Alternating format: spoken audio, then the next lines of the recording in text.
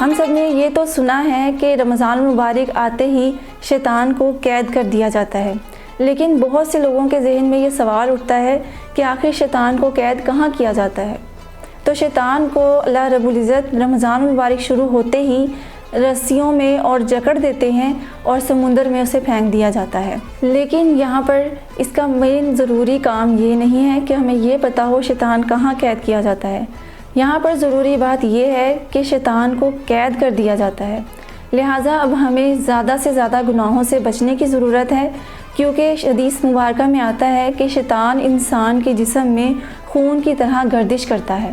تو جب رمضان المبارک آتا ہے اور شیطان قید کر دیا جاتا ہے تو شیطان کے قید کرنے کا مقصد یہ ہے کہ اس کے جو وسوسے ہیں اور جو اس کی حرکات ہیں اور اس کے جو کام ہیں وہ کم ہو جاتے ہیں، شیطان کے وسوسوں کا اثر کم پڑ جاتا ہے،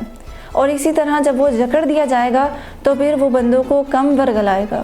لہٰذا اب یہ ہمارے پاس ایک اپرچونٹی ہے، ایک کام ہمیں مل چکا ہے کہ اب شیطان جو ہے وہ قید ہو چکا۔ لہٰذا ہمارا مین فوکس جو ہونا چاہیے وہ اسی بات پر ہونا چاہیے کہ ہم نے اب زیادہ سے زیادہ نیکیاں کرنی ہیں اور زیادہ سے زیادہ گناہوں سے بچنا ہے،